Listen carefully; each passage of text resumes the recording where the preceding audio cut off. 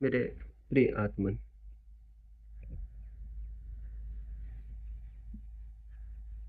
साधना शिविर के इस पहली बैठक साधक के लिए जो पहला चरण, उस संबंध में ही मैं आपसे बात करना चाहूंगा। साधक के लिए पहली सीढ़ी क्या? विचारक के लिए सीढ़ियां अलग होती हैं, प्रेमी के लिए सीढ़ियां अलग होती हैं, साधक के लिए अलग ही यात्रा करनी होती है। साधक के लिए पहली सीढ़ी क्या है? साधक के लिए पहली सीढ़ी शरीर है, लेकिन शरीर के संबंध में न तो कोई ध्यान है, न शरीर के संबंध में कोई विचार है, और थोड़े समय से नहीं, हजारों वर्षों से शरीर उपेक्षित। ये उपेक्षा दो प्रकार की। एक तो उन लोगों ने शरीर की उपेक्षा की है जिन्हें हम भोगी कहते हैं, जो जीवन में खाने पीने और कपड़े पहनने के अतिरिक्त और किसी अनुभव को नहीं जानते। उन्होंने शरीर की उपेक्षा की है, शरीर का अपव्यय, शरीर को व्यर्थ होया है, शरीर की वीणा को खराब किया है। और वीणा खराब हो जाए तो उससे संगीत पैदा नहीं हो सकता। यद्यपि संगीत वीणा से बिल्कुल भिन्न बात है। संगीत बात ही और है, वीणा बात ही और है, लेकिन वीणा के बिना संगीत पैदा नहीं हो सकता। जिन लोगों ने शरीर को भोग की दिशा में व्यर्थ किया है, वे एक तरह के लोग हैं, और दूसरे तरह के लोग हैं जिन्होंने योग की और त्याग की दिशा में भी शरीर के साथ अनाचार किया है। शरीर को कष्ट भी दिया है, शरीर का दमन भी किया है, शरीर के साथ शत्रुता भी की है। न तो शरीर को भोगने वालों ने शरीर की अर्थवत्ता को समझा है, और न शरीर को कष्ट देने वाले तपस्वियों ने शरीर की अर्थवत्ता को समझा। शरीर की वीणा पर दो तरह के अनाचार और अत्याचार हुए हैं, एक भोगी की तरफ से, दूसरे योगी की तरफ से। और इन दोनों ने ही शरीर को नुकसान पहुंचाया है। पश्चिम में एक तरह से शरीर को नुकसान पहुंचाया गया है, पूर्व में दूसरी तरह से, लेकिन नुकसान पहुंचाने में हम सब एक साथ सहभागी। वेश्यागृहों में जाने वाले लोग और मधुशालाओं में जाने वाले लोग भी शरीर को एक तरह का नुकसान पहुंचाते हैं। धूप में नग्न खड़े रहने वाले लोग और जंगल की तरफ भागने वाले लोग भी शरीर को दूसरी तरह से नुकसान पहुंचाते हैं। लेकिन शरीर की वीणा से ही जीवन का संगीत उत्पन्न हो सकता है। यद्यपि जीवन का संगीत शरीर से बिल्कुल अलग बात है, बिल्कुल भिन्न और दूसरी बात है, लेकिन शरीर की वीणा के अतिरिक्त उसकी कोई उपलब्धि संभव नहीं है। इस तरफ अब तक कोई ध्यान ठीक से नहीं दिया गया। पहली बात है शरीर और शरीर की तरफ साधक का सम्यक ध्यान। उस संबंध में ही आज पहली चर्चा में आपसे बात करना चाहता हूं। कुछ सूत्र समझ लेने जरूरी है। पहली बात, शरीर के किन्हीं केंद्रों पर आत्मा का संपर्क है, उसी से जीवन है। शरीर के किन्हीं केंद्रों से आत्मा निकटतम रूप से संबंधित है, वहीं से जीवन की धारा शरीर में प्रवाहित होती है। आत्मा और शरीर के संपर्क के जो केंद्र हैं, जो स्थल हैं, जिस साधक को उन स्थलों का कोई ख्याल नहीं है, वो कभी भी आत्मा को उपलब्ध नहीं हो सकता है। अगर मैं आपसे पूछूं कि आपके शरीर में सर्वाधिक महत्वपूर्ण केंद्र और स्थल क्या है, तो शायद आप अपने सिर की तरफ हाथ उठाएं। मनुष्य की गलत शिक्षा ने मनुष्य के शरीर को, शरीर में केवल सिर को ही सर्वाधिक महत्वपूर्ण बना दिया है। सिर मनुष्य के जीवन धारा का सर्वाधिक महत्वपूर्ण केंद्र नहीं है। मस्तिष्क मनुष्य की जीवन धारा का सर्वाधिक महत्वपूर्ण केंद्र नहीं है। जैसे हम किसी पौधे के पास जाएं और पूछें कि पौधे में सर्वाधिक महत्वपूर्ण और जीवंत क्या है, तो ऊपर ही फूल दिखाई पड़ जाएंगे। और कोई भी कह देगा कि ये फूल ही सर्वाधिक महत्वपूर्ण है। फूल सर्वाधिक महत्वपूर्ण दिखाई पड़ते हैं, लेकिन सर्वाधिक महत्वपूर्ण फूल नहीं है। सर्वाधिक महत्वपूर्ण वे जड़ें हैं जो दिखाई नहीं पड़ती। मस्तिष्क मनुष्य के पौधे पे लगा हुआ फूल है, वो मनुष्य के शरीर की जड़ नहीं है। फूल सबसे बाद में आते हैं, अंतिम होते हैं। जड़ें सबसे प्रथम होती हैं। और अगर जड़ें भूल जाएं तो फूल कुम्हला जाएंगे, फूलों का अपना कोई जीवन नहीं होता। और अगर जड़ें संभाल ली जाएं तो फूल अपने आप संभल जाते हैं, उन्हें संभालने के लिए अलग से कोई आयोजन नहीं करना होता। लेकिन पौधे में देखने पर ऐसा लगेगा फूल सर्वाधिक महत्वपूर्ण है। ऐसे ही मनुष्य में भी लगता है कि मस्तिष्क सर्वाधिक महत्वपूर्ण। मस्तिष्क अंतिम बात है मनुष्य के शरीर में। वो मनुष्य के शरीर की जड़ें नहीं, वो रूट्स नहीं है। माओ से तंग ने अपने बचपन का एक संस्मरण लिखा है कि मैं छोटा था, मेरी माँ के झोपड़े के पास एक बड़ी सुंदर बगिया थी। वो बगिया इतनी सुंदर थी, उसमें ऐसे सुंदर फूल आते थे कि दूर दूर से लोग देखने आते थे। फिर मेरी माँ बूढ़ी हो गई और बीमार पड़ी। न तो वो अपनी बीमारी से चिंतित थी, न अपने बुढ़ापे से। उसकी चिंता एक ही थी कि उसकी बगिया का क्या होगा। माँ, वो छोटा था। उसने अपनी माँ को कहा कि तू बेफिक्र रह, मैं तेरी बगिया की फिक्र कर लूंगा। और माँ सुबह से सांझ तक बगिया की फिक्र करता रहा। 1 महीने बाद उसकी माँ ठीक हुई, तो जैसे ही वो थोड़ी चल सकी, उठ के बगिया में आ गई और देख के घबरा गई। बगिया तो बर्बाद हो चुकी थी, पौधे सब सूख गए थे, फूल सब कुम्हला के गिर गए थे। वो बहुत हैरान हुई। उसने माओ को कहा कि पागल, तू तो सुबह से शाम तक बगिया में ही रहता था, तूने क्या किया? ये सब फूल तो नष्ट हो गए, ये बगिया तो कुम्हला गई, सब पौधे तो मरने के करीब आ गए, तू करता क्या था? माओ रोने लगा। वो खुद भी परेशान था। वो रोज दिन भर मेहनत करता था, लेकिन न मालूम क्या बात थी कि बगिया सूखती गई। वो रोने लगा और उसने कहा कि मैंने तो बहुत फिक्र की, मैं तो एक एक फूल को चूमता था और प्रेम करता था, एक एक पत्ते को झाड़ता था, धूल पहुंचता था, लेकिन पता नहीं क्या हुआ। मैं फिक्र भी करता था, लेकिन फूल कुम्हलाते गए, पत्ते सूखते गए और बगिया धीरे धीरे मुरझाती गई।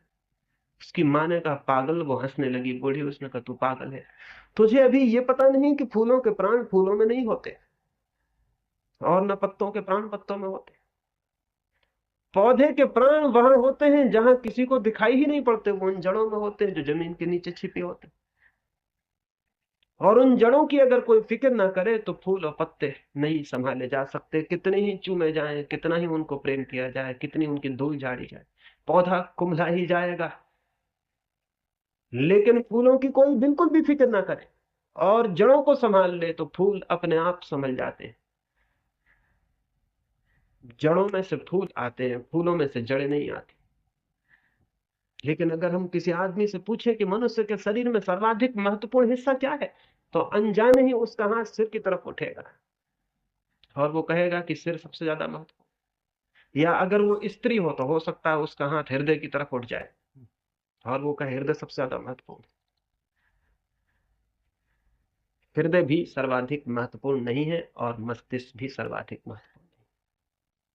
पुरुषों ने सारा बल मस्तिष्क पे दिया है और स्त्रियों ने सारा बल हृदय पे दिया है। और दोनों से मिला हुआ समाज रोज नष्ट होता चला गया है, क्योंकि ये दोनों ही बिंदु शरीर में महत्वपूर्ण बिंदु नहीं। ये दोनों ही बहुत बाद के विकास है। मनुष्य की जड़ें इनमें नहीं है।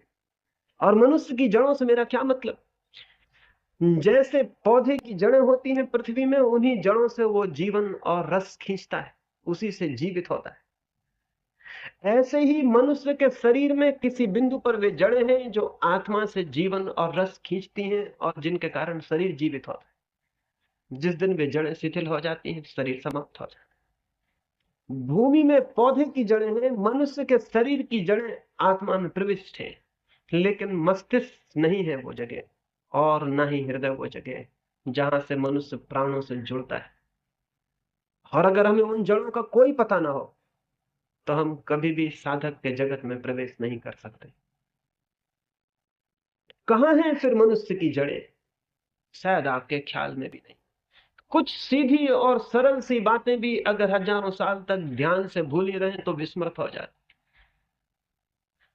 माँ के पेट में बच्चा पैदा होता है, बड़ा होता है, तो माँ से वो किस जगह से जुड़ा होता है? मस्तिष्क से या हृदय से? वो नाभि से जुड़ा होता है। जीवन की धारा उसे नाभि से उपलब्ध होती है। हृदय भी बाद में विकसित होता है, मस्तिष्क भी बाद में विकसित होता है। माँ की जीवन धारा उसे नाभि से उपलब्ध होती है। माँ के शरीर में बच्चे की जड़ें नाभि से फैली होती है। न केवल दूसरे माँ के शरीर में उसकी जड़ें नाभि से फैली होती हैं, बल्कि स्वयं के प्राणों में भी उसकी जड़ें नाभि से ही फैली होती हैं। मनुष्य के शरीर में सर्वाधिक महत्वपूर्ण बिंदु नाभि है। उसके बाद हृदय विकसित होता है, उसके बाद मस्तिष्क विकसित होता है। ये बात की फैली हुई टहनियां हैं, इन पर फूल भी लगते हैं। मस्तिष्क पर ज्ञान के फूल लगते हैं, हृदय पर प्रेम के फूल लगते हैं। यही फूल हमें भुला लेते हैं और हमको लगता है कि यही फूल सब कुछ है। लेकिन जड़ें मनुष्य के शरीर की और प्राणों की नाभि में होती हैं। वहां कोई फूल नहीं लगते, वो बिल्कुल अदृश्य हैं, वो दिखाई भी नहीं पड़ते। लेकिन पिछले 5,000 वर्षों में मनुष्य के जीवन में जो विकृति आई है वो इसी बात से आई है कि हमने सारा बल या तो मस्तिष्क पर दिया है या हृदय पर दिया है। हृदय पर भी बहुत कम बल दिया है, अधिक बल तो मस्तिष्क पर दिया है। बचपन से ही सारी शिक्षा मस्तिष्क की शिक्षा है। नाभि की तो दुनिया में किसी कोने में कहीं कोई शिक्षा नहीं, सारी मस्तिष्क की शिक्षा है। तो मस्तिष्क तो बड़ा होता चला जाता है और जड़ें छोटी होती चली जाती। मस्तिष्क का फूल तो फिक्र करते हैं हम उसकी, वो भारी हो जाता है और जड़ें हमारी विलीन होती चली जाती। फिर जीवन की धारा छीन बहने लगती और आत्मा से हमारे संपर्क शिथिल हो जाते। फिर धीरे धीरे तो हम उस जगह आ गए हैं कि आदमी ये भी कहने लगा है, कहां है आत्मा? कौन कहता है कि आत्मा है? कौन कहता है कि परमात्मा है? हमें तो कुछ पता नहीं चलता है। पता नहीं चलेगा, पता नहीं चल सकता है, क्योंकि कोई आदमी अगर वृक्ष के पूरे शरीर पर ढूंढ ले और कहे कहां है जड़ें, हमें तो कुछ पता नहीं चलता। तो ठीक ही कह रहा है, वृक्ष के ऊपर कहीं कोई जड़ें नहीं। जड़ें जहां हैं वहां तक हमारी पहुंच बंद हो गई, वहां तक हमारा ख्याल बंद हो। और बचपन से ही चूंकि मस्तिष्क की और माइंड की ही सारी प्रशिक्षण है, सारा शिक्षण है, तो हमारा सारा ध्यान, हमारा सारा अटेंशन मस्तिष्क में उलझ के समाप्त हो जाती। जीवन भर हम मस्तिष्क के आसपास ही घूमते रहते हैं, उससे नीचे हमारा ध्यान प्रवेश ही नहीं करता। साधक की यात्रा नीचे की तरफ है, जड़ों की तरफ। मस्तिष्क से उतरना है हृदय तक, और हृदय से उतरना है नाभि तक, और नाभि के बाद ही कोई आत्मा में प्रवेश पा सकता है, उसके पहले कभी नहीं पा सकता। आमतौर से हमारे जीवन की गति नाभि से मस्तिष्क की तरफ है, साधक की गति बिल्कुल उल्टी होने को है, मस्तिष्क से नाभि की तरफ उसे नीचे उतरना है।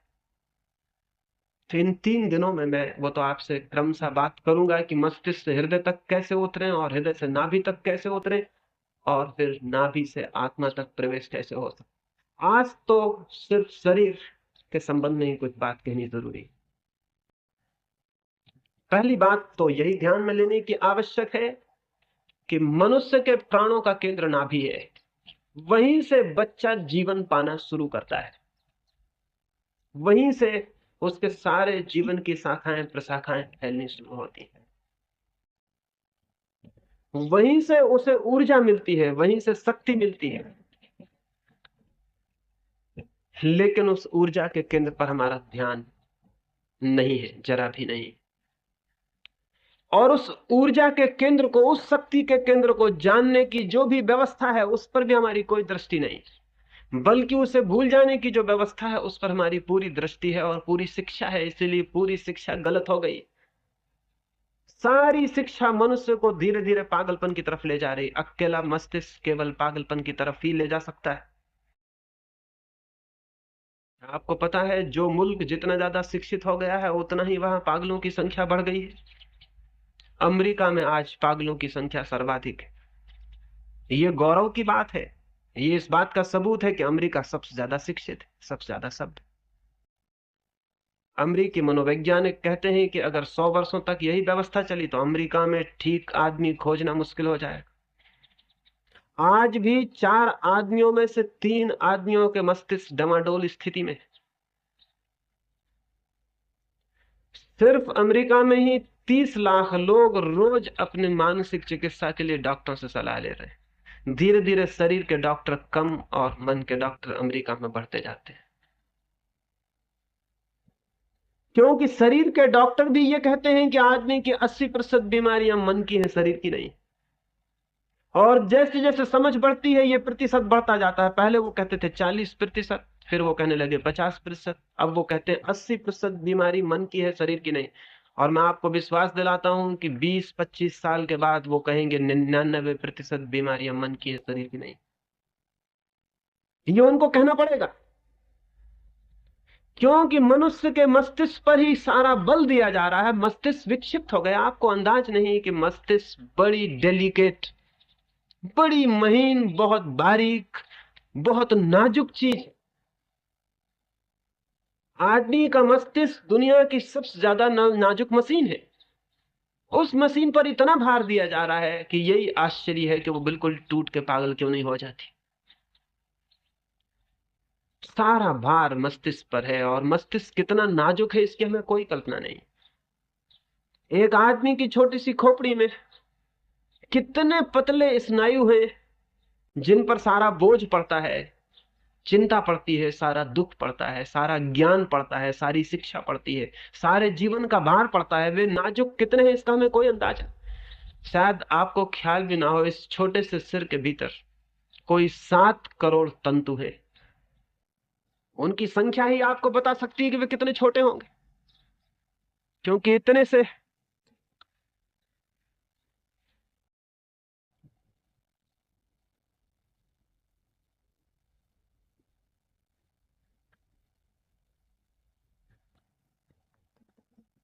थोड़ा वक्त लगे,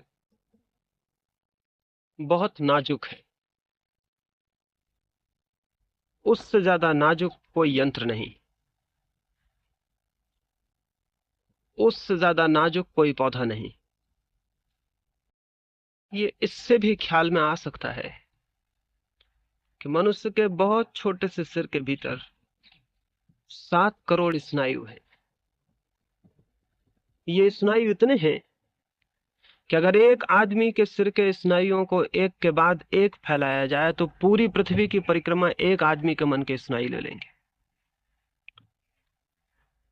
इस छोटे से सिर के भीतर इतनी बारीक व्यवस्था है, इतनी नाजुक व्यवस्था है। इस नाजुक मस्तिष्क पर ही पिछले 5000 वर्षों में सबसे ज्यादा जोर दिया गया। उसका परिणाम होना स्वाभाविक था। उसका परिणाम यह हुआ कि ये तंतु टूटने शुरू हो गए, ये तंतु विक्षिप्त होने शुरू हो गए, ये तंतु पागल होने शुरू हो गए। विचार का अतिभार मनुष्य को पागलपन के अतिरिक्त और कहीं भी नहीं ले जा सकता है। सारी जीवन धारा ही मस्तिष्क के आसपास घूमने लगी। ये जो मस्तिष्क के पास घूमती हुई जीवन धारा है, साधक को इसी जीवन धारा को और गहरे और नीचे और केंद्र की तरफ उतारना है, वापस लौटाना। ये कैसे वापस लौट सकेगी, उसके पहले सूत्र शरीर के संबंध में हमें समझ लेने हैं। पहली बात, शरीर को या तो भोगने की दृष्टि से देखा जाता है या त्यागने की दृष्टि से देखा जाता है। शरीर को साधना का एक मार्ग और परमात्मा का एक मंदिर और जीवन के केंद्र को खोज लेने की एक सीढ़ी की तरह नहीं देखा जाता है। ये दोनों ही बातें भूल भरी हैं। जीवन में जो भी श्रेष्ठ है और जो भी उपलब्ध करने जैसा है, उस सब का मार्ग शरीर के भीतर और शरीर से होकर ही जाता है। शरीर की स्वीकृति एक मंदिर की भांति, एक मार्ग की भांति जब तक मन में ना हो, तब तक या तो शरीर के हम भोगी होते हैं या शरीर के हम त्यागी होते हैं। और दोनों ही स्थितियों में शरीर के प्रति हमारी भाव दशा सम्यक ठीक संतुलित नहीं होती। बुद्ध के पास एक युवक दीक्षित हुआ था। वो युवक राजकुमार था। उसने जीवन के सब तरह के भोग देखे थे, भोग में ही जिया था। फिर वो सन्यासी हो गया। बुद्ध के भिक्षु बहुत आश्चर्य से भरे। उन्होंने कहा, यह व्यक्ति सन्यासी होता है, ये कभी राजमहल के बाहर नहीं निकला, ये कभी रथ के नीचे नहीं चला, ये जिन रास्तों पे चलता था वहां मखमली कालीन बिछा दिए जाते थे। ये भिखारी होगा, ये इसको क्या पागलपन सूझा है। बुद्ध ने कहा, आदमी का मन हमेशा अति पर डोलता है, एक एक्सट्रीम से दूसरी एक्सट्रीम पर, एक अति से दूसरी अति पर। मनुष्य का मन मध्य में कभी भी खड़ा नहीं होता। जैसे घड़ी का पेंडुलम इस कोने से उस कोने चला जाता है लेकिन बीच में कभी नहीं होता, ऐसे ही मनुष्य का मन एक अति से दूसरी अति पर चला जाता है। अब तक इसने शरीर भोग की अति पर जिया, अब ये शरीर त्याग की अति पर जिएगा। और यही हुआ। वो राजकुमार जो कभी बहुमूल्य कालीनों के नीचे नहीं चला था, जब और भिक्षुओं के साथ रास्ते पर चलता तो सारे भिक्षु राजपथ पर चलते, वो पगडंडियों पर चलता जिन पर कांटे होते। जब सारे भिक्षु वृक्षों की छाया में बैठते तब वो धूप में खड़ा होता। सारे भिक्षु एक दिन भोजन भी लेते, दिन में एक बार। वो एक दिन उपवास रखता, एक दिन भोजन लेता। 6 महीने में उसने शरीर को सुखा के कांटा बना दिया। उसकी सुंदर देह काली पड़ गई, उसके पैरों में घाव पड़ गए। बुद्ध 6 महीने बाद उसके पास गए और उस भिक्षु को कहा कि श्रोण उसका नाम था, एक बात मुझे पूछनी है। मैंने सुना है जब तू राजकुमार था तो तू वीणा बजाने में बहुत कुशल था, क्या ये सच है? उस भिक्षु ने कहा, हाँ, लोग कहते थे मुझ जैसी वीणा बजाने वाला और कोई भी नहीं। तो बुद्ध ने कहा, फिर मैं एक प्रश्न पूछने आया हूं, हो सकता है तू उत्तर दे सके।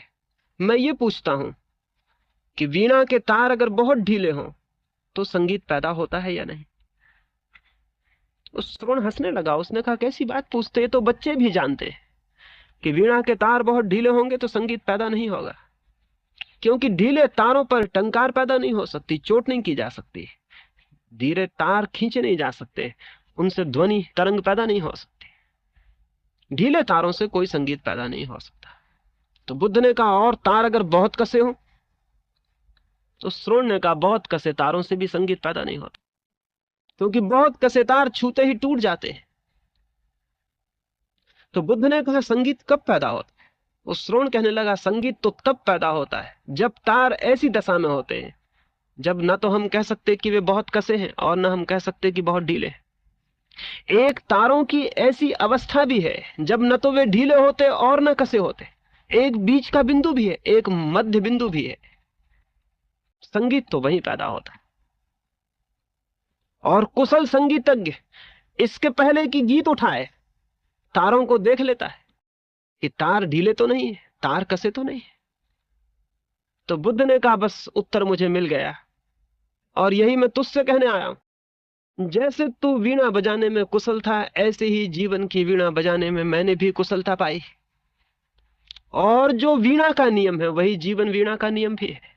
जीवन के तार बहुत ढीले हों तो भी संगीत पैदा नहीं होता, और बहुत कसे हों तो भी संगीत पैदा नहीं होता। और जो जीवन का संगीत पैदा करने चला हो वो पहले देख लेता है कि तार बहुत कसे तो नहीं है, तार बहुत ढीले तो नहीं है। और जीवन वीणा कहां है? मनुष्य के शरीर के अतिरिक्त कोई जीवन वीणा नहीं है। और मनुष्य के शरीर में कुछ तार हैं जो न तो बहुत कसे होने चाहिए और न बहुत ढीले होने चाहिए। उस संतुलन में, उस बैलेंस में ही मनुष्य संगीत की ओर प्रविष्ट होता है। उस संगीत को जानना ही आत्मा को जानना है। और जब एक व्यक्ति अपने भीतर के संगीत को जान लेता है तो वह आत्मा को जान लेता है, और जब वो समस्त के भीतर छिपे संगीत को जान लेता है तो वो परमात्मा को जान लेता है। तो मनुष्य की शरीर की इस वीणा के तार कहां कहां हैं?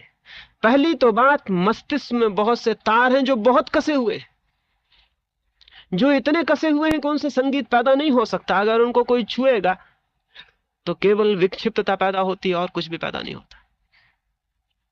और हम सारे लोग ही मस्तिष्क के तारों को बहुत कसे हुए बैठे, 24 घंटे कसे हुए हैं, सुबह से लेकर सांझ तक। और कोई सोचता हो रात भी ढीले हो जाते हो तो गलती में। रात भी हमारा मस्तिष्क कसा हुआ है और खिंचा हुआ है। पहले तो हमें पता नहीं था कि आदमी के मस्तिष्क में रात क्या चलता है, अब तो मशीनें ईजाद कर ली गई। आप रात भर सोइए रहिए और आपका मस्तिष्क क्या कर रहा है भीतर, ये मशीन सब खबर देती रहेगी। अमेरिका में और रूस में इस समय कोई 100 प्रयोगशालाएं काम कर रही हैं, आदमी नींद में क्या करता है इसकी जांच पड़ताल के लिए। कोई 40,000 लोगों के ऊपर प्रयोग किए गए हैं रात सोते में, और जो नतीजे मिले हैं वो बड़े हैरानी के। वो नतीजे ये हैं कि आदमी दिन भर जो करता है रात भर भी वही करता है। दिन भर जो करता है, अगर दुकान दिन भर चलाता है तो रात भर भी दुकान चला। मस्तिष्क अगर दिन भर चिंता करता है तो रात भर भी चिंता करता है। अगर दिन में क्रोध करता है तो रात में भी क्रोध करता है। रात प्रतिबिंब है पूरे दिन का, प्रतिछाया है, उसका ही रिफ्लेक्शन है, उसकी ही प्रतिध्वनि है। जो दिन भर मन पर होता है रात उसके ही प्रतिबिंब मन पर गूंजते रहते हैं। जो जो काम अधूरा रह गया होता है रात मन उसे पूरा करने की कोशिश करता है। अगर किसी पर क्रोध कम किया है, क्रोध अधूरा रह गया है, अटका हुआ रह गया है, तो रात मन उसे रिलीज करता है, पूरे क्रोध को करके वीणा का तार अपनी जगह बैठने की कोशिश करता है। अगर दिन में कोई आदमी उपवास किया है तो रात भोजन कर लेता है सपने में। दिन में जो अधूरा रह गया है वो रात पूरा होने की कोशिश करता है। तो जो हम दिन में करते हैं वही पूरे रात मन करता है। 24 घंटे मन खिंचा हुआ है, मन पर कोई विश्राम नहीं। मन के तार कभी भी ढीले नहीं होते। तो मन के तार हैं बहुत खिंचे हुए, एक बात। और दूसरी बात, हृदय के तार हैं बिल्कुल ढीले। हृदय के तार हमारे कसे हुए ही नहीं है। प्रेम जैसी चीज को हम जानते हैं, हम क्रोध को जानते हैं, हम द्वेष को जानते हैं, हम ईर्ष्या को जानते हैं, हम घृणा को जानते हैं। प्रेम जैसी चीज को हम जानते हैं? शायद हम कहेंगे हम जानते हैं, कभी कभी हम प्रेम करते हैं। शायद हम कहेंगे कि हम घृणा भी करते हैं, हम प्रेम भी करते हैं। लेकिन क्या आपको पता है ऐसा हृदय हो सकता है क्या जो घृणा भी करे और प्रेम भी करे? ये वैसे ही है जैसे हम कहें एक आदमी कभी कभी जिंदा भी होता है, कभी कभी मुर्दा भी होता है। ये हमारे विश्वास में नहीं आएगी बात, क्योंकि आदमी या तो जिंदा हो सकता है या मुर्दा हो सकता है। ये दोनों बातें साथ साथ नहीं हो सकती कि एक आदमी कभी जिंदा भी हो कभी मुर्दा भी हो। ये असंभव है, ये संभव नहीं है। या तो हृदय घृणा को ही जानता है या प्रेम को ही जानता है, इन दोनों के बीच कोई समझौता नहीं हो सकता। क्योंकि जिस हृदय में प्रेम होता है उस हृदय में घृणा असंभव हो जाती। राबिया नाम की एक फकीर औरत थी। राबिया के पास एक दूसरा फकीर आके ठहरा। राबिया जिस धर्म ग्रंथ को पढ़ती थी उसमें उसने एक पंक्ति को काट दिया था, एक लकीर उसने काट दी थी। धर्म ग्रंथों में कोई पंक्तियां काटता नहीं, क्योंकि धर्म ग्रंथों में कोई सुधार क्या करेगा। वो दूसरे फकीर ने किताब पढ़ी, उसने कहा कि राबिया किसी ने तुम्हारे धर्म ग्रंथ को नष्ट कर दिया, ये तो अपवित्र हो गया, इसमें एक लाइन कटी हुई है, ये किसने काटी? राबिया ने कहा ये मैंने ही काटी। वो फकीर बहुत हैरान हो गया, उसने कहा तूने ये लाइन क्यों काटी? उस पंक्ति में लिखा हुआ था शैतान को घृणा करो। राबिया ने कहा मैं मुश्किल में पड़ गई। जिस दिन से मेरे मन में परमात्मा के प्रति प्रेम जगा उस दिन से मेरे भीतर घृणा विलीन हो गई। मैं घृणा चाहूं भी तो नहीं कर सकती, और अगर शैतान भी मेरे सामने खड़ा हो जाए तो मैं प्रेम ही कर सकती हूं। मेरे पास कोई उपाय ना रहा, क्योंकि घृणा करने के पहले मेरे पास घृणा होनी चाहिए। मैं आपको घृणा करूं इसके पहले मेरे हृदय में घृणा होनी चाहिए, नहीं तो मैं करूंगा कहां से और कैसे? और एक ही हृदय में घृणा और प्रेम का सह अस्तित्व, को एग्जिस्टेंस संभव नहीं है। ये दोनों बातें उतनी ही विरोधी हैं जितनी बातें जीवन और मृत्यु। ये दोनों बातें एक साथ एक ही हृदय में नहीं होती। तो फिर हम जिसको प्रेम कहते हैं वो क्या है? थोड़ी कम जो घृणा है उसे हम प्रेम कहते हैं, थोड़ी ज्यादा जो घृणा है उसे हम घृणा कहते हैं। वो घृणा की ही मात्राएं हैं, वो घृणा के ही ग्रेडेशन से, वो घृणा की ही थोड़ी और ज्यादा अनुपात है। प्रेम वहां जरा भी नहीं है। अनुपात से भूल पैदा होती है। अनुपात से इसलिए भूल पैदा होती है, आप समझते होंगे ठंड और गर्मी दो अलग चीजें हैं। दोनों अलग चीजें नहीं है। गर्मी और ठंड एक ही चीज के अनुपात है। वही चीज अनुपात गर्मी का कम हो जाए तो ठंडी मालूम होने लगती है, वही चीज अनुपात गर्मी का बढ़ जाए तो गर्म मालूम होने लगती है। ठंड गर्मी का ही एक रूप है कि विरोधी मालूम होने लगती हैं दोनों चीजें, कि दोनों अलग अलग हैं, दुश्मन है एक दूसरे की। दुश्मन नहीं है, एक ही चीज के घने और गैर घने रूप है। ऐसे ही घृणा को हम जानते हैं, घृणा के ही कम घने रूपों को हम प्रेम समझ लेते हैं, और घृणा के ही तीव्र घने रूपों को हम घृणा समझ लेते हैं। लेकिन प्रेम घृणा का कोई रूप ही नहीं है, प्रेम घृणा से बिल्कुल ही अलग बात है। प्रेम का घृणा से कोई संबंध नहीं। हमारा हृदय और उसके तार बिल्कुल ढीले हैं, उन ढीले तारों से कोई प्रेम का संगीत पैदा नहीं होता, न कोई आनंद का संगीत पैदा होता। जीवन में आपने आनंद को जाना है कभी? कह सकते हैं किसी क्षण को कि यह आनंद का था और मैंने आनंद पहचाना और जाना। कठिन है ईमानदारी से यह कहना कि मैंने कभी आनंद जाना है। कभी प्रेम जाना है यह कहना भी कठिन है।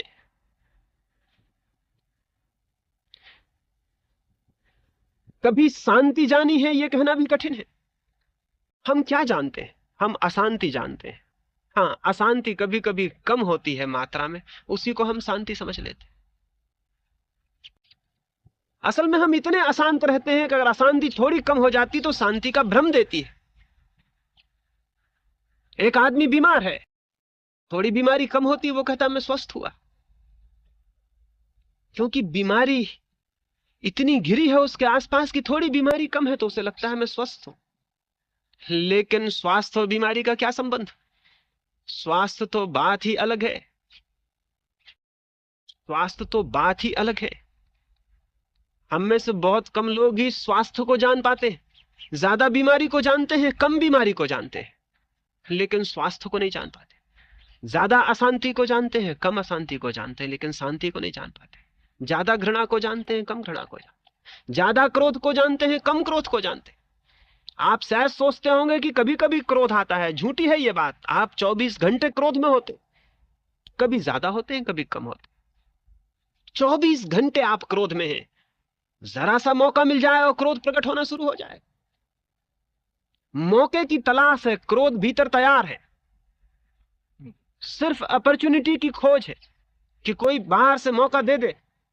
क्योंकि बिना मौके के अगर आप क्रोध करेंगे तो लोग आपको पागल समझेंगे। अगर आपको मौके न दिए जाएं तो आप बिना मौके के भी क्रोध करना शुरू कर देंगे, ये आपको शायद पता नहीं होगा। अगर एक आदमी को एक कमरे में बंद कर दिया जाए, सारी सुविधाएं दे दी जाएं, और उससे पूछा जाए कि वो रोज इस बात को नोट करता रहे कि क्या उसके चित्त में बिना किसी कारण के भी फर्क पड़ते हैं, और वो नोट करेगा। उस बंद कमरे में कभी उसे अच्छा लगने लगेगा, कभी उसे बुरा लगने लगेगा, कभी वो उदास हो जाएगा, कभी वो खुश हो जाएगा, कभी वो क्रोधित अनुभव करेगा, कभी क्रोधित नहीं अनुभव करेगा। वहां कोई मौके नहीं है, वहां सब स्थिति समान चल रही है, लेकिन उसे क्या हो रहा है? और इसीलिए एकांत से आदमी डरता है, क्योंकि एकांत में बाहर कोई बहाना नहीं होता और सब चीजें भीतर ही मान लेनी पड़ेंगी। कोई भी आदमी एकांत में रख दिया जाए, 6 महीने से ज्यादा स्वस्थ नहीं रह सकता, पागल हो जाए। एक सम्राट ने इजिप्त में यह प्रयोग किया था। किसी फकीर ने उसको कहा ये, उस सम्राट ने कहा मैं नहीं मानता हूं। तो उस फकीर ने कहा कि तुम्हारे नगर में कोई सबसे स्वस्थ आदमी हो तो 6 महीने के लिए बंद करो। नगर में खोजा गया एक स्वस्थ युवक जो सब तरह से प्रसन्न था, नई शादी हुई थी, एक बच्चा था, ठीक कमाता था, बहुत मजे में था।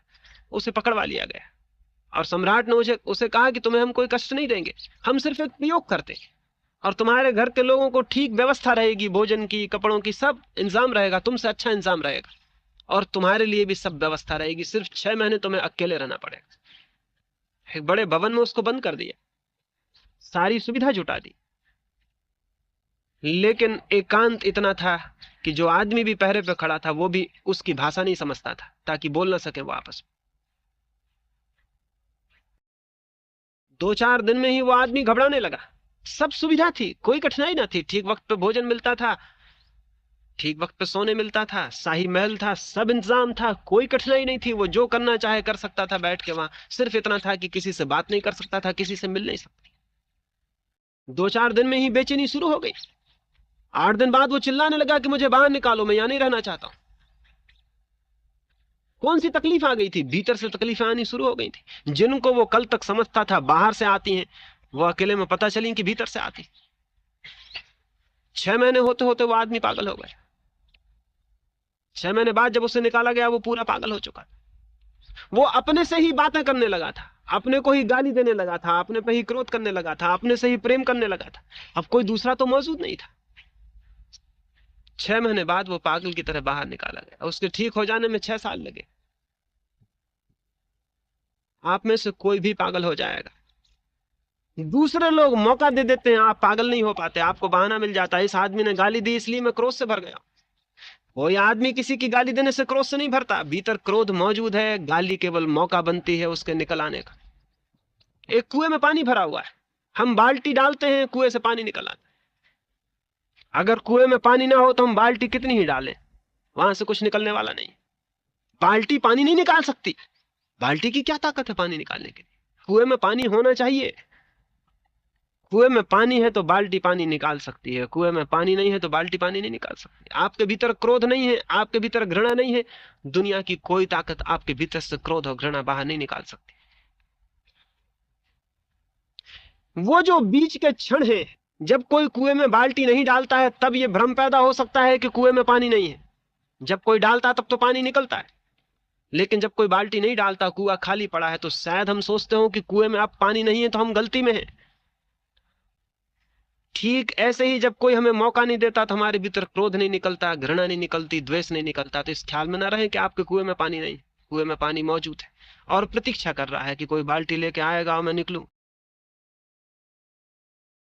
लेकिन हमारे भीतर ये जो खाली मौके हैं, इन्हीं को हम समझ लेते हैं प्रेम के, शांति के क्षण। ये झूठी बात है। गांधी ने एक दफा कहा कि दुनिया में अब तक युद्ध होता है, फिर लोग कहते हैं शांति हो जाती। लेकिन गांधी ने कहा मेरी समझ में ऐसा नहीं आता। या तो युद्ध होता है या युद्ध की तैयारी चलती है, शांति तो कभी नहीं आती। शांति धोखा है। जैसे अभी हम दुनिया में कोई युद्ध नहीं हो रहा, दूसरा महायुद्ध बंद हो गया, अब तीसरे महायुद्ध की हम प्रतीक्षा कर रहे हैं, तो हम कहेंगे ये पीसफुल डेज, ये शांति के दिन है। ये झूठी बात है, ये शांति के दिन नहीं है, ये तीसरे महायुद्ध की तैयारी के दिन। सारी दुनिया में तैयारी चल रही युद्ध की। युद्ध होता है या युद्ध की तैयारी होती है, अभी तक दुनिया ने शांति के कोई दिन नहीं देखे। आदमी के भीतर भी क्रोध होता है या क्रोध के फिर तैयारियां होती हैं। अक्रोध की कोई अवस्था आदमी नहीं जानता। अशांति होती है, प्रकट होती है या तैयार होती। भीतर जो तैयारी के क्षण है उनको हम समझ लेते हैं शांति के क्षण, तो हम भूल में पड़ जाते हैं। हृदय के तार बिल्कुल ढीले हैं, उनसे क्रोध ही पैदा होता है, उनसे विकृति ही पैदा होती, विसंगीत ही पैदा होता है, लेकिन उनसे कोई संगीत पैदा नहीं होता। मस्तिष्क के तार हैं बहुत खिंचे हुए, उनसे पागलपन पैदा होता है। और हृदय के तार हैं बिल्कुल ढीले, उनसे क्रोध, वैमनस्य, द्वेष, घृणा, ये सब पैदा होते। हृदय के तार थोड़े कसे हुए होना चाहिए ताकि उनसे प्रेम पैदा हो सके, और मस्तिष्क के तार थोड़े शिथिल होना चाहिए ताकि उनसे विवेक पैदा हो सके, विक्षिप्तता नहीं। और अगर ये दोनों तार ठीक संतुलन में आ जाएं, तो जीवन के संगीत की संभावना पैदा हो सकती। तो हम 2 बातों पर विचार करेंगे। एक तो कि मस्तिष्क के तार कैसे शिथिल किए जा सके, और हृदय के तार कैसे तीव्र किए जा सके। हृदय के तारों पर कैसे कसाव लाया जा सके और मस्तिष्क के तारों को कैसे शिथिल किया जा सके, कैसे रिलैक्स किया जा सके। इन दोनों बातों पर विचार करेंगे, और इन दोनों की जो साधना है उसको ही मैं ध्यान कहता हूं। इन दोनों की तरफ जो साधना है उसको ही मैं मेडिटेशन कहता हूं, उसे ही मैं ध्यान कहता हूं। और ये दोनों बातें अगर पैदा हो जाएं, तो फिर तीसरी बात पैदा हो सकती है, वो जो हमारा असली केंद्र है जीवन का, नाभि, उस तक भी उतरना संभव है। इनमें संगीत पैदा हो जाए दोनों केंद्रों पर, तो भीतर गति हो सकती है। वो संगीत ही नाव बन जाता है हमें और गहरे ले जाने की। जितना संगीतपूर्ण होता है व्यक्तित्व, जितना भीतर संगीत पैदा होता है, उतने हम गहरे उतर सकते हैं।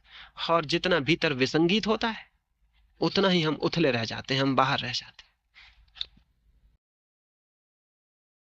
वाले 2 दिनों में इस बाबत विचार करेंगे, और न केवल विचार करेंगे, प्रयोग करेंगे कि कैसे हम इन दोनों की वीणा को, ये वीणा के तारों को हम कैसे संतुलन में ला सकते हैं। अभी तो 3 बातें मैंने कही, वो ख्याल में रख लेने की हैं, ताकि आगे जो बातें मैं कहूंगा उनसे आप उनको जोड़ सकें। पहली बात, मनुष्य की आत्मा न तो मस्तिष्क से जुड़ी है और न हृदय से। मनुष्य की आत्मा जुड़ी है नाभि से। मनुष्य के शरीर में सर्वाधिक महत्वपूर्ण बिंदु नाभि है, वही केंद्र है। वो शरीर के मध्य में ही नहीं है नाभि, जीवन के भी मध्य में वही है। बच्चा पैदा भी उससे ही होता है, और जीवन का अंत भी नाभि से ही होता है। और जो लोग जीवन के सत्य में प्रवेश करते हैं, उनके लिए भी नाभि ही द्वार बनती है। और आज भी आपको ख्याल में नहीं होगा, दिन भर आप श्वास फेफड़ों से लेते हैं, लेकिन रात आपकी श्वास नाभि से चलनी शुरू हो जाती। दिन भर आपका सीना उठता फैलता है, लेकिन रात जब आप सो जाते हैं, आपका पेट उठने गिरने लगता है। छोटे बच्चों को आपने श्वास लेते देखा होगा, तो छोटे बच्चों का फेफड़ा ऊपर नहीं उठता, पेट ऊपर उठता हुआ दिखाई पड़ेगा। छोटे बच्चे अभी नाभि के ज्यादा करीब हैं। जैसे जैसे आदमी बड़ा होने लगता है, वैसे वैसे उसकी श्वास ऊपर से वापस लौटने लगती है, और नाभि तक उसके कंपन बंद हो जाते हैं। अगर आप रास्ते पे जा रहे हैं, साइकिल चला रहे हैं या कार चला रहे हैं, और एकदम से एक्सीडेंट की हालत आ जाए, तो आप हैरान होंगे, आपको पहली चोट नाभि पे लगेगी, न मस्तिष्क पे लगेगी, न हृदय पे लगेगी। अगर एक आदमी एकदम से आपके ऊपर छुरा लेके आ जाए, तो आपको पहला जो कंपन होगा वो नाभि पे होगा, और कहीं भी नहीं होगा। अगर अभी भी आप घबरा जाएं एकदम से, तो पहला कंपन नाभि पे होगा। जीवन पर जब भी संकट पैदा होता है, तो नाभि पर पहले कंपन होते हैं, क्योंकि जीवन का केंद्र नाभि है, और कहीं कंपन नहीं होते।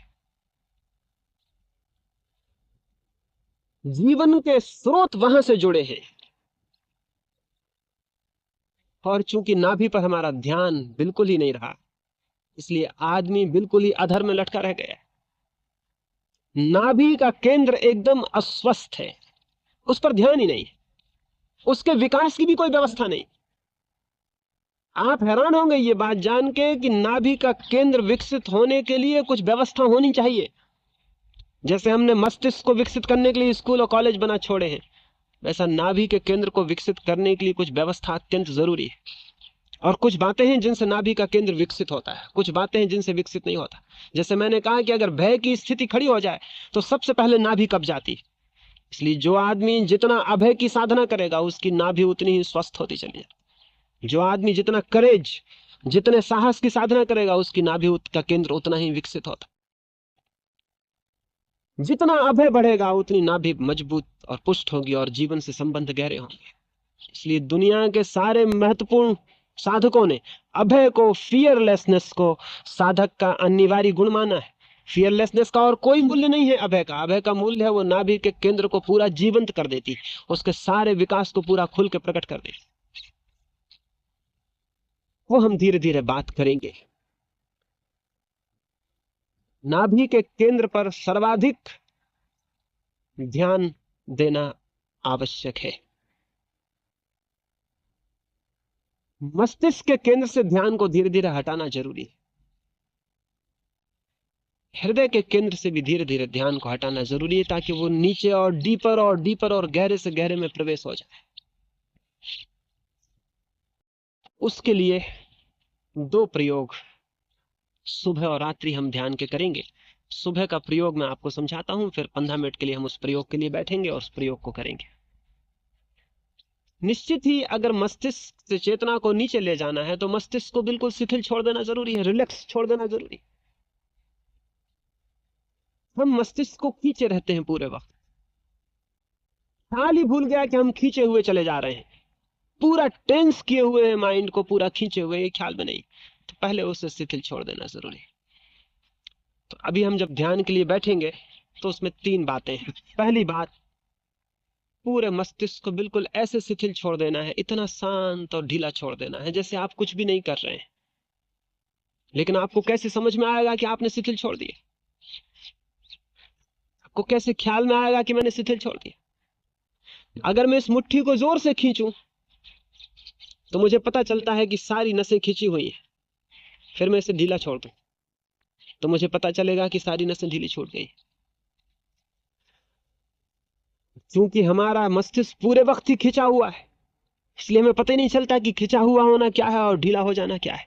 तो एक काम करेंगे, पहले मस्तिष्क को जितना खींच सकेंगे खींच लेंगे, जितना मस्तिष्क की सारे स्नायुओं को खींच सके पूरा खींच लेंगे, जितना टेंस कर सके कर लेंगे। फिर एकदम से ढीला छोड़ेंगे तो आपको पता चलेगा कि खिंचा हुआ होना और ढीले होने में दोनों में क्या फर्क है।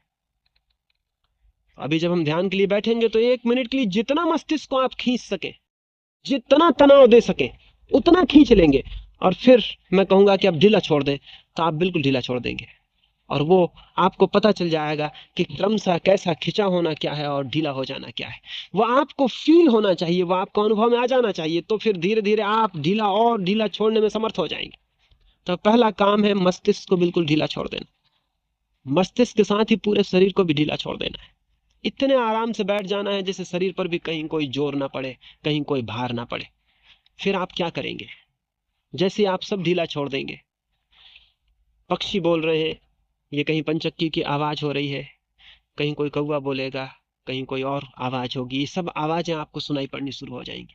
क्योंकि मस्तिष्क जितना शिथिल होगा उतना सेंसिटिव हो जाएगा, उतना संवेदनशील हो जाएगा। एक एक चीज सुनाई पड़ने लगेगी। आपको अपनी हृदय की धड़कन भी सुनाई पड़ने लगेगी, श्वास का आना जाना भी सुनाई पड़ने लगेगा, अनुभव होने लगेगा। फिर चुपचाप बैठ के ये सब चारों तरफ हो रहा है उसे चुपचाप अनुभव करना है और कुछ भी नहीं करना।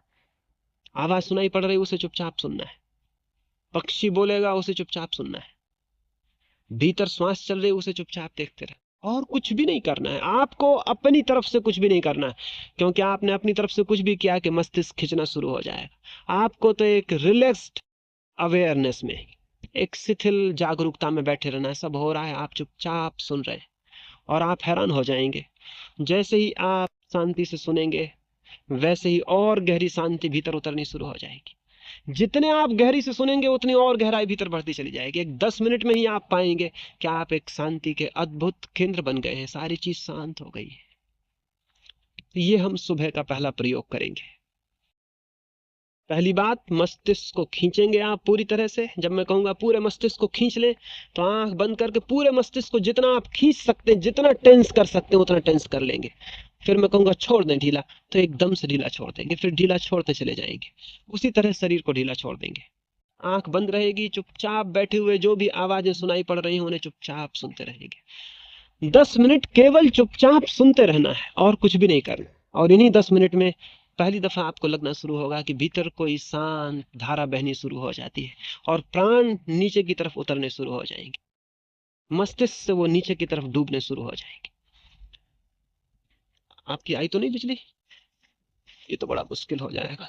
क्योंकि थोड़ा दूर दूर बैठना पड़ेगा, फिर तो बिल्कुल पास नहीं बैठना है, कोई किसी को छुएगा नहीं, बहुत कष्टपूर्ण काम हो जाए। कुछ बैठने की व्यवस्था कर लें दोपहर में, बहुत कष्ट होगा।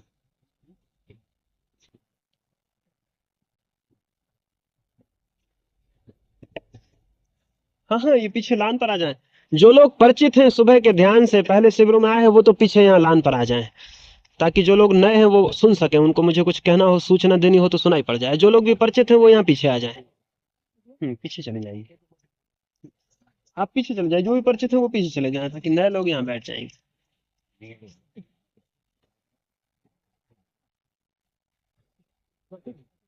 अच्छा, तू आ गई है? अच्छा, सही बात। पीछे जाइए चंदन जी, पीछे जाइए। हाँ, पुराने मित्र तो पीछे चले जाएं, नए मित्र थोड़े आगे आ जाएं, कुछ लोग यहाँ ऊपर आ जाएं, कुछ यहाँ पीछे आ जाएं, ताकि सुनाई आपको पड़ सके।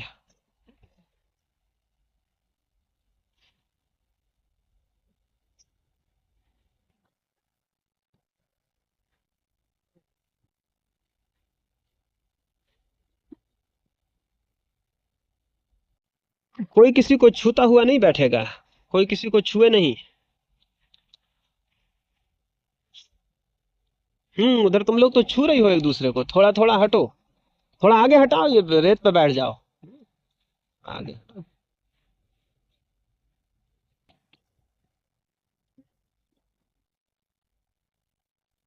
सबसे पहले तो आंख धीरे से बंद कर ले, बहुत धीरे से आंख बंद करनी है, आंख पर भी जोर नहीं पड़ना चाहिए कि आप उसको खींच के बंद कर दें। पलक को धीरे से छोड़ दें, पलक धीरे से छोड़ दें, आंख पर भी कोई भार ना हो, आंख बंद कर ले। हाँ, आंख बंद कर ले, धीरे से आंख बंद कर ले। अब सारे शरीर को ढीला छोड़ दें, सिर्फ मस्तिष्क को खींचे, जितना आप मस्तिष्क को तनाव दे सके, जितना तनाव, जितना खींचना कर सके, पूरे मस्तिष्क को खींच ले, अपने भीतर पूरे मस्तिष्क को जोर से टेंस कर ले, सारा मस्तिष्क खिंच जाए, जितनी आपकी ताकत हो खींच लें पूरी ताकत से, सारे शरीर को ढीला छोड़ दें, सारी ताकत मस्तिष्क पर लगा दें कि मस्तिष्क बिल्कुल खिंच गया, जैसे मुट्ठी बंद हो गई हो, सारे स्नायु खिंच जाएं, 1 मिनट तक पूरी तरह खींचे रहें, उसको ढीला ना छोड़ने दें, पूरा खींच ले, और जितना खींच सके खींच ले, मस्तिष्क को भीतर पूरी तरह खींच ले, खींचे रहें, खींच लें पूरी ताकत से, पूरे क्लाइमेक्स पर जितनी आपकी ताकत हो, मस्तिष्क को उतना पूरा तनाव दे दे, ताकि जब वो शिथिल हो तो पूरा शिथिल भी हो सके। ठीक है, खींच लें, ठीक है। अब एकदम से ढीला छोड़ दे, बिल्कुल ढीला छोड़ दे, मस्तिष्क को बिल्कुल ढीला छोड़ दे, सारा खिंचाव छोड़ दे, एक शिथिलता भीतर आनी शुरू हो जाएगी, मालूम पड़ेगा भीतर कोई चीज छूट गई, कोई तनाव विलीन हो गया, चीज शांत हो गई, बिल्कुल ढीला छोड़ दे, अब सब ढीला छोड़ दे, और चारों तरफ जो भी आवाज है, हवाएं पत्तों को हिलाएंगी, कोई पक्षी बोलेगा, चुपचाप मौन बैठ के सारी आवाजों को सुनते रहे, सिर्फ सुनते रहे। हाँ, बाहर की सारी आवाजों को सुनते रहे, सुनते ही सुनते मन और शांत होगा, शांत होता जाएगा। सुने, चुपचाप सुनते रहें, बिल्कुल रिलैक्स्ड, बिल्कुल शिथिल, सुनते रहें, 10 मिनट के लिए चुपचाप सुनते रह जाएं।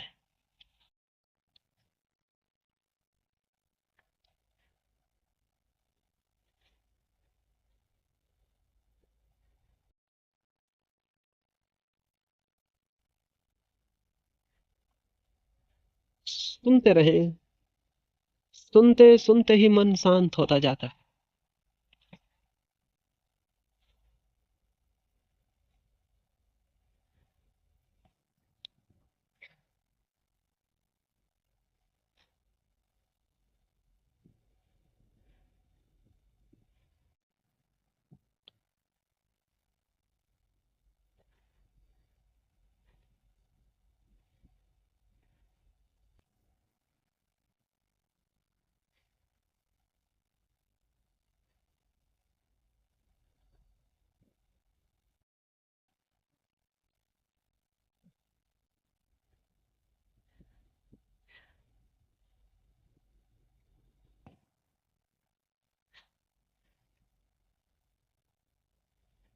चुपचाप सुनते रहें, सुनते ही सुनते मन शांत होता जाए, भीतर एक शांति अपने आप उतरनी शुरू हो जाएगी, आप सिर्फ सुने।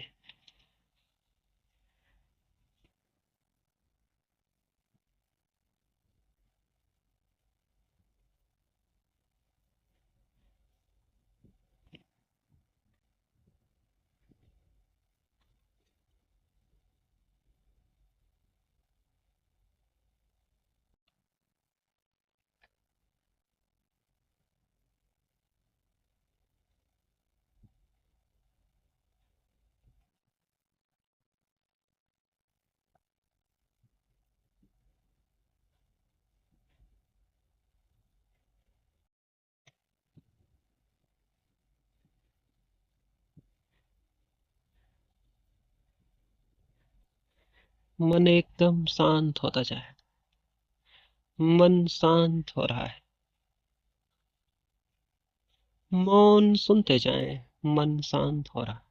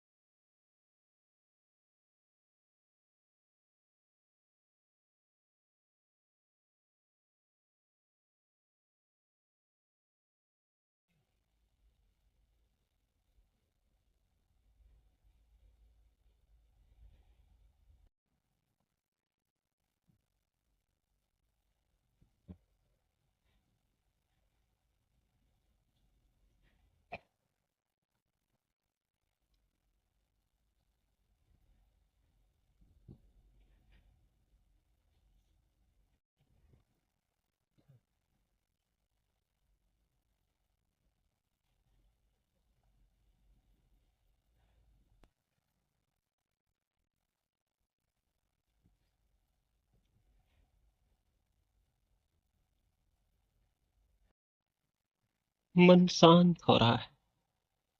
मन एकदम गहरे और शांत होता जाए। कोई चीज गहरे और गहरे डूबती चली जाएगी। चेतना नीचे उतरेगी और शांत होती जाए।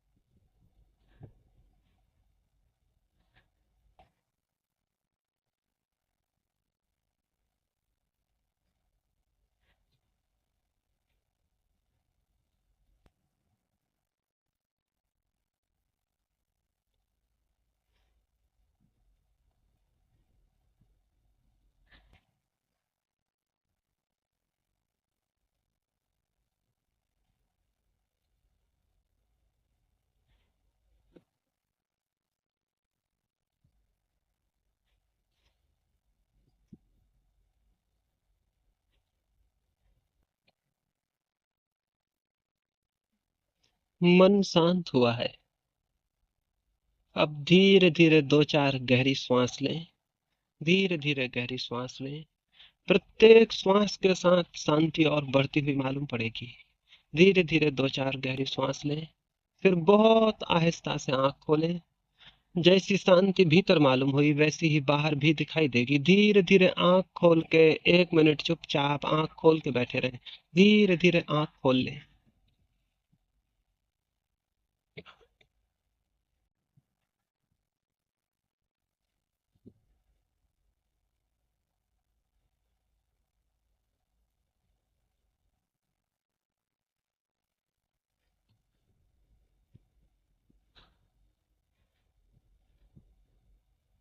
ये तो प्रयोग हमने समझने के लिए किया। दोपहर में कहीं भी एकांत में बैठ जाएं और इस प्रयोग को ठीक से करें। ये सिर्फ समझने के लिए हमने यहाँ प्रयोग किया कि आपकी समझ में आ जाए कैसे करना है। दोपहर में किसी भी वृक्ष के नीचे जाके बैठ जाएं या रात में अकेले में चुपचाप और इस प्रयोग को पूर्णता से करें। वहां ठीक ठीक गहराई में उतरना संभव हो पाएगा। 3 दिन अगर ठीक से मेहनत करेंगे तो ऐसा असंभव है कि 3 दिन में कोई गहराई उपलब्ध न हो। वो निश्चित उपलब्ध होती है। तो अलग बैठ के एकांत में जाके प्रयोग को करें। सुबह की बैठक समाप्त हुई। कोई सूचना तो नहीं देनी? सूचना नहीं देनी। ठीक। दोपहर को कोई सूचना नहीं देनी है।